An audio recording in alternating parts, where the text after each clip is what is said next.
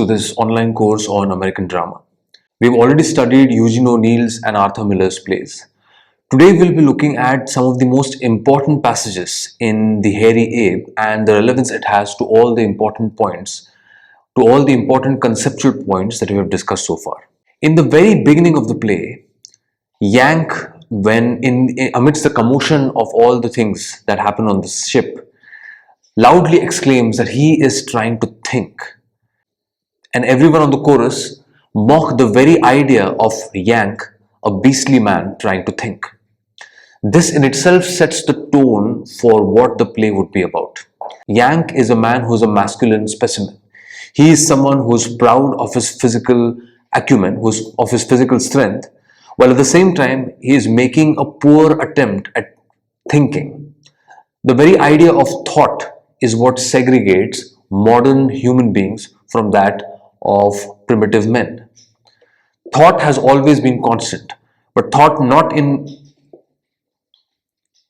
thinking is what segregates a civilization from that of a primordial, primitive social setup. Yank trying to think is in some sense a poor attempt by a man who does not belong to his time, who does not belong to the modern age and is somehow trying to fit in. And that is why he is mocked by everyone else around him.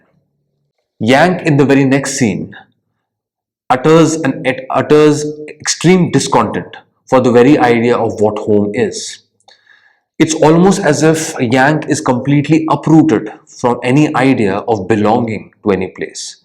The only place where Yank truly belongs is the place where he works. There is absolutely no segregation in terms of Yank's personality from Yank the worker and Yank the human being. And that's the reason he says home, the hell with home. Where do you get that tribe? This is home, see? Yank, who is a runaway kid who has left his home for a very long time, has in some sense wholeheartedly embraced the place where he works and deems it to be the place where he'll continue to work till his last breath. In this particular dialogue, you get to see a certain attitude that Yank has towards women. This attitude is not only reflective of Yank's mindset, but in some sense a very traditional masculine way of looking at women. When Yank talks about not giving any importance to women because they don't wait for no one, they would double cross you for a nickel. Treat him rough, that's me. To hell with him, that's what the whole bunch of him. In some sense, not only is he generalizing an entire sex, but he goes on to not only treat them as human beings who are far more cunning, but also human beings who don't deserve any special treatment. Human beings who not only deserve an equal treatment, but who need to be handled roughly and at the same time with not any sense of sensitive handling. Yank's perception of women is largely negative. Not only does he generalize an entire sex, but he goes on to the extent of saying that they need to be handled roughly. There is not only a streak of sexism or misogyny, but also a streak of domestic violence towards women that is clearly visible in Yank's words. This entire cross-section of long articulating this lengthy dialogue is in some sense not only a reflection of the way socialists or communists think about the capitalist system or the capitalist class, but in some sense a confluence of religion mixed with liberation theology. When you look at when he says, "We wasn't born this rotten way. All men is born free and equal." That's in the bleeding Bible, mates. What they would care for the Bible, them lazy, bloated swine, what travels first cabin. Here, not only is he using a sense of equality to condemn the capitalist class, but is also using liberation theology or religion, in this particular case, Christianity, to condemn and criticize those who exploit the laborers, who exploit those who are beneath them. Long is an attempt by Eugene O'Neill to create a character which in some sense reflects the socialist ethos of the times, but in some sense is also a parody, a caricature of that very trope or character of a socialist being. This is Yank's explanation towards Paddy. Paddy, who's a drunk man, and Yank, who revels and takes pride in his work, they both don't belong in the same place. And Yank is very sure that Paddy is someone who is an anachronism. Paddy is someone who is irrelevant to the ship. And that's the reason he says, you were yellow. What is them slobs in the foist cabin got to do with us? We are better men than they are, ain't we? In this sense, he creates a dichotomy, a partition between those who work in the cabin, as in those who own the ship, those who own the industries, the capitalist class, and those who make the industries run. In some sense, Yank is perhaps trying to justify his lowly position by trying to elevate and glorify his position despite the exploitative nature of his working conditions. And this is how he goes on to glorify and explain his job. When he says, what makes this old tub run? Ain't it us guys? We belong and they don't, that's all. And for this being hell, you lost your knife, that's what. This is a man's job. It belongs, it runs the stuff. No stiffs need apply, but you're a stiff. See, you're yellow, that's you. There is, in some sense, a confluence between masculinity and taking on hard jobs. This is, in some sense, Yank's way of creating his own identity. Yank, by wholeheartedly embracing the oppressive work conditions and conflating it with his notions of masculinity,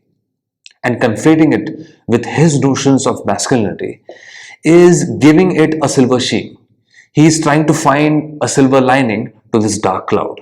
And that's why he dismisses anyone who is perhaps not comfortable being in that exploitative position, being in a position where they're exploited, and revels in the fact that he is the one who is making the industries run and not necessarily the business class. And this is where Paddy, in his own way, gives a counter view to that of Yank. When he says, we belong to this, you're saying, we make this ship to go, you're saying, then Almighty God have pity on us. This is Paddy's way of mocking, of satirizing what Yank has just said. Paddy can clearly see through the problems in Yank's logic. Paddy is very well aware of a time when working conditions were not this exploitative, and therefore he clearly can see the difference, or rather how regressive the conditions have become over the last few decades. This is where Paddy gives a counter view to that of Yank. In contrast to what Yank thinks, Paddy clearly knows that there were days bygone when the men belonged to the ships, not now. He very well knows that a ship was part of the sea and a man was part of the ship, and the sea joined all together and made it one. In some sense, Paddy also is espousing a certain kind of Marxist views. According to Marxism, modern day work or modern day industries in some sense creates a sense of alienation between the worker and his work. Paddy is talking about a time when the worker took pride and joy in his work and therefore gained a sense of identity from his work and therefore was very much happy. That time has long gone in Paddy's opinion. In today's time, the worker is at the mercy of the business class and the worker gains no sense of identity from his work. According to him, Paddy is crazy not because he's wrong, but because he's too old. It is his old age that makes him talk about nature, that makes him talk about belonging to a place, and and taking pride in his work is something which comes secondary to him. For Yank, all this talk about nature, is nonsensical. All this talk about the nights and days, the stars and moons, the suns and winds and fresh air is nonsense. All of this is a dream-like situation which Yank does not relate to. For him, suffering and participating in his job and contributing is what matters to him the most. And Paddy is someone who is old and therefore anachronistic to this particular age. While Yank, on the other hand, is young and strong and therefore he believes in moving on with the times. And Yank continues his tirade against Paddy. He says he can't breathe and swallow coal dust, but I can, see? And that's fresh air for me. That's food for me. I'm new, get me? Hell in the stoke hole? Sure, it takes a man to work in hell. This is probably one of the most important statements that Yank has made throughout the play. It takes a man to work in hell. Yank gains his identity as a man not only as a man, but as a man who is a male specimen, a strong man, because he works in oppressive conditions. The fact that he works in oppressive conditions is precisely what makes him take pride in himself. He does not, in any sense, try to resolve the issues at work. He does not think about the conditions and, in some sense, trying to change those conditions and better those conditions. For him, the very fact that the conditions are so hellish is what makes him, or what gives him, a sense of identity as a man in this particular modern age. Yang contemptually replies and responds to Paddy. For him, thinking and dreaming are not going to get Paddy or anyone else anywhere. For Yang, what matters is movement. What matters is speed. And therefore, action is what Yang prioritizes over everything else. For him, thought is secondary or at best irrelevant. What matters to him is making the ship move and moving on with the times. And this is where we move on to the second scene of the play, where we are introduced to Mildred and her aunt, where we are introduced to two new characters, Mildred, the activist or the social activist, and her aunt. This particular scene makes you know that Eugene O'Neill is in some sense trying to satirize those who think that, who pretend to be so activists, but in no sense do they relate to the poor. And when the aunt says that how they must have hated you, by the way, the poor that you made so much poorer in their own eyes, you are now bent on making a slumming international. Here the aunt is mocking Mildred's way of working with the poor. She, in some sense, can see through the fact that Mildred's concern for the poor is at best pretentious. She in no sense relates to poverty because she has never seen poverty or never even experienced poverty. Here Mildred in some sense is admitting her inadequacy of being able to relate and in some sense make any foreseeable or considerable or structural change in the lives of the poor that she pretends to help. She knows that she belongs to a rich family. She knows that she belongs to an affluent family. She comes from a position, she comes from the capitalist class, but in some sense has the bleeding heart to change the situations of the workers that she pretends to help. But she has adopted, or rather inherited, the wealth of her grandfather, but not necessarily his zest for life or his zest for hard work. And that's the reason it makes her more or less useless in trying to create any structural change in the lives of those people that she pretends to help. And this is where Mildred's aunt's advice to her is in some sense Eugene O'Neill's way of poking through or satirizing, caricaturing the figure of the social activist. The social activist who roams the corridors of the affluent only to once in a while partake with the poor, only to once in a while interact with the poor. Here the aunt says, be as artificial as you are. There's a sort of sincerity in that. And after all, you must confess you like that better. Even the aunt knows that Mildred loves being in the position where she can act as a messiah, as a savior to the poor, when in fact she knows that she does not necessarily believe in what she does. But Mildred loves the fact that she is getting the attention that she does in the job that she's trying to do. And now we move on to scene 3. This is where the scene is being described. The sea of men are being described by Eugene O'Neill. From these fiery round holes in the black, a flood of terrific light and heat pours all upon the men who are outlined in the silhouette in the crouching, inhuman attitudes of chained gorillas. Not only are the sea of men here being dehumanized, but they are also in some sense being related or being equated with that of animals. Yang has not washed either face or body. He is seated forward on a bench in the exact attitude of Rodin's The Thinker. We've already discussed Rodin's sculpture, which is known as The Thinker, a man lost in deep thought.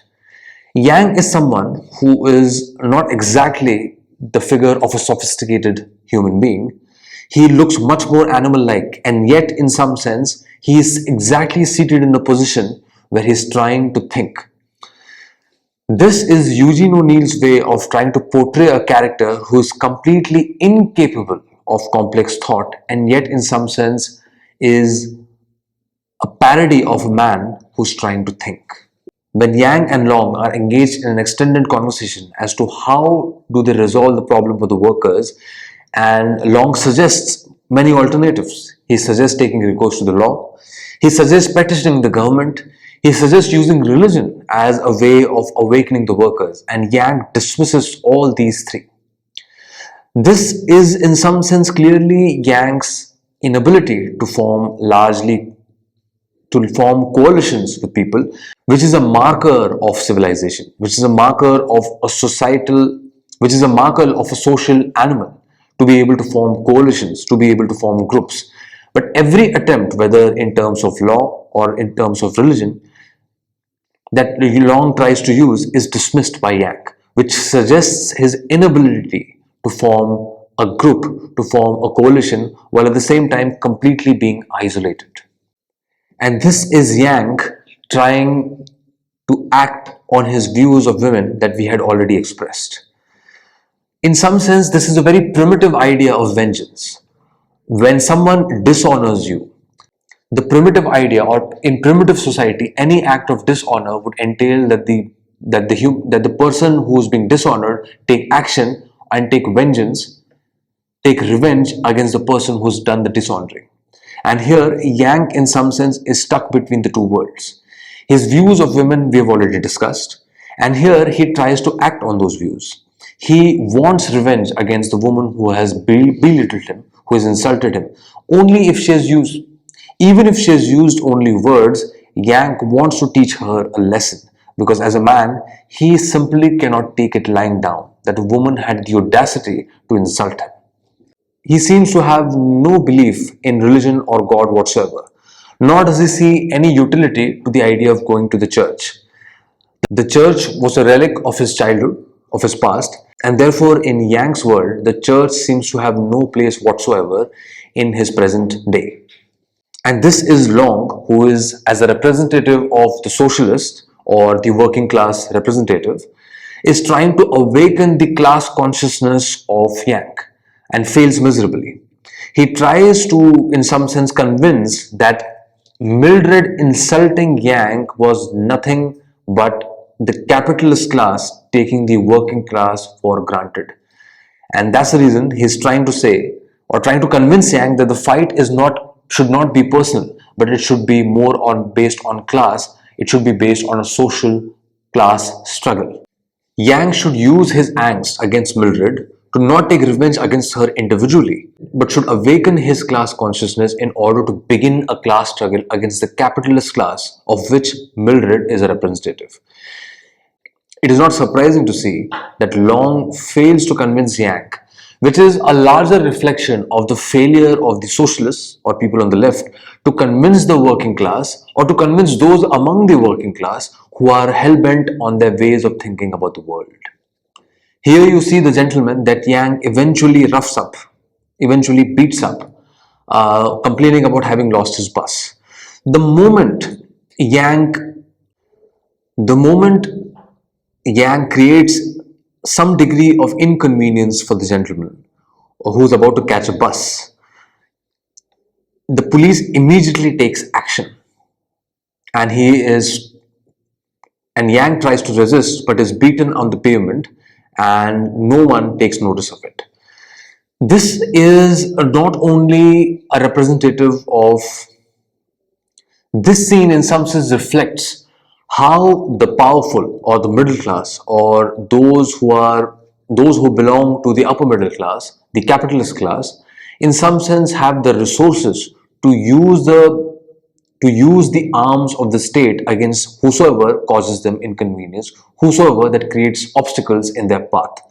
And the gentleman here is representative of the upper middle class or the capitalist class, and Yang in some sense becomes a representative of the working class, who, without any ideological connotation, is merely trying to be for this particular gentleman.